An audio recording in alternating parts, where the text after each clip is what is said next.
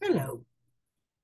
How to Eat Fried Worms, chapters 28 and 29. A confused murmur arose up and down the street. Suddenly, a boy shouted from the Phelps house, "Finks!" Alan's father dragged him back from the window. "Is that why you were stuffing Billy with candy and junk all day?" "Leave me alone." "Yeah, we were trying to trick him." "The fink! Finks!" he yelled at the top of his voice, lunging toward the window. "Quiet!"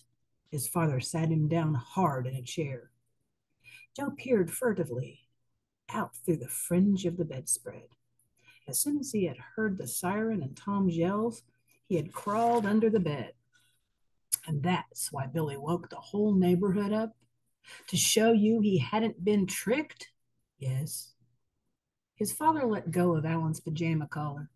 In the doorway, Alan's mother threw up her hands and went off to the bathroom to take 2 aspirin.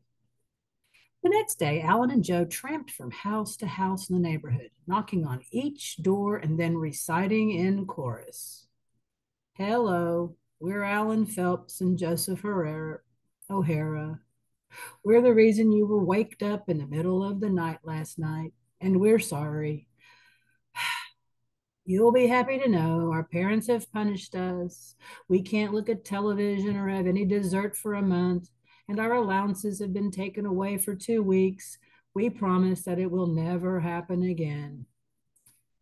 "At least not in this neighborhood," muttered Joe as the last door closed behind them. "And Alan," said his father at dinner that night, "I don't want to hear that there has been any repetition of this incident at Billy's or Tom's house or anywhere else. Do you understand that?" "But we can't let them get away with it, Mr. Phelps," called Joe from the living room, where he was waiting for Alan to finish his dinner. "There will be no repetition of this incident or anything like it," repeated Mr. Phelps. "You tried to trick Billy and lost. That will be the end of the matter." 29. "You know what you are," said Alan, his nose almost touching Billy's. "You're a bastard."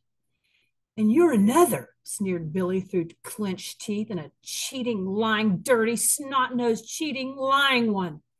"If you say 2 more words," said Alan, "you know what? I'll beat your head in." Billy breathed hard. "I'm right behind you," muttered Tom, peering grimly over Billy's shoulder, his fists clenched. "Yeah," said Joe from behind Alan. "So what? We can lick both of you with our hands tied behind our backs and paper bags over our heads." "You couldn't lick a flea." "Yeah, yeah." Spiffle, whack, thwack. "Someone's choking. No fair." Thump, gouch. Joe crawled off behind a tree, nose bleeding. Whomp, he's pulling hair. He's scratching. Twist, twist. Alan crawled, weeping, behind a bush. Thump, whack, donk. "Billy, it's just you and me. Where are the others?" Tom and Billy untangled and sat up. Bruised, scratched, dusty, shirts torn, hair tousled. Tom's nose was bleeding. Billy's shoe had come off. "Yeah, yeah," sassed Alan and Joe from behind the tree. Billy started to shake his fist at them and clamber up, but then sank back.